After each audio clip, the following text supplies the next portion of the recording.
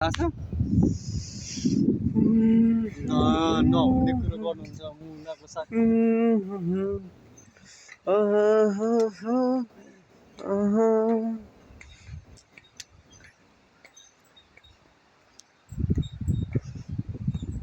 मनोज मनोज यस आइज आउँदैछु नटेन्स आफ्नो नै कवि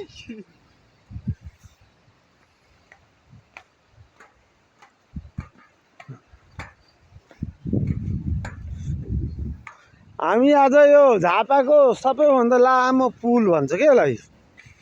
यहाँ घुम्न आइरहेछौँ रमाइलो भइरहेछ होइन यो हाम्रो एउटा सानो भिडियो बनाएको मात्रै हो खासै केही छैन भिडियोमा यसो हामीले बनाएको मात्रै हो अझै माथि जानु पुग्ने बाँकी अब यसमा के छ कसो छ होइन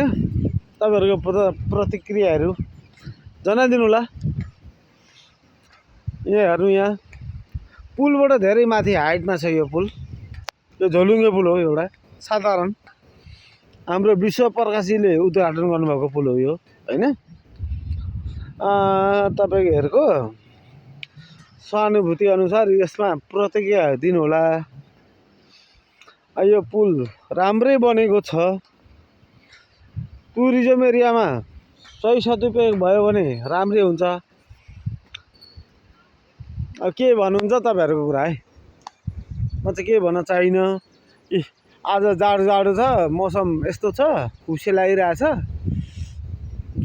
त्यही मौकाको फाइदा उठाएर मैले पनि यसो भिडियो गरेको मात्रै हो होइन अब तपाईँहरू के भन्नुहुन्छ उहाँबाट पनि आउँदै हुनुहुन्छ मान्छेहरू उता पश्चिमबाट अनि यता यस्तो चाहिँ ठाउँ राम्रो छ अवलोकन गर्न राम्रो ठाउँ हो एउटा टुरिज्म एरिया बनाउनलाई खासै फरक नपर्ला कि यो ठाउँलाई यहाँ पर्यटकहरू आउने वातावरण बनाउन सकिन्छ भोलिको दिनमा आज चाहिँ कोही छैन अहिले चाहिँ कोही छैन अहिले चाहिँ सुनसान छ होइन अहिले चाहिँ यो ठाउँमा कोही आउँदैन घुम्नलाई एउटा पुल मात्रै छ यही पुल चढ्न मात्रै आउने मान्छे तर के भने भोलिको दिनमा चाहिँ एउटा यता वारिएर पारेर एउटा राम्रो पर्यटन क्षेत्र अनि यो ठाउँ छ नि यो तलको ठाउँ यसलाई पिकनिक स्पट बनाउने हो भने चाहिँ होइन पिकनिक स्पट टुरिज्म एरिया यो ठाउँलाई टुरिज्म एरिया बनाउने हो भने चाहिँ राम्रो भविष्यमा राम्रो यो आउँछ यो ठाउँलाई अब यसमा सबैले नेगेटिभ सोचेर हुँदैन पोजिटिभ सोच्नु पर्यो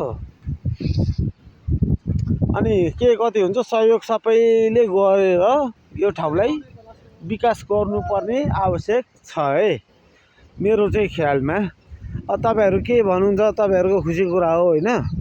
एउटा पुल त बनियो तर पुलको सेरोफेरो यताउता वरिपरि होइन राम्रो वातावरण भएकोले गर्दा म चाहिँ तपाईँहरू नेगेटिभ यो लादिनँ उहाँ यता पनि आउँदै हुन्छ घुम्नलाई यो राम्रो ठाउँ बनेको छ एउटा है टुरिज्मको लागि है टुरिज्म हाम्रो स्थानीयको लागि टुरिज्म विदेशीको लागि त खासै महत्त्वपूर्ण हुँदैन यो ठाउँ है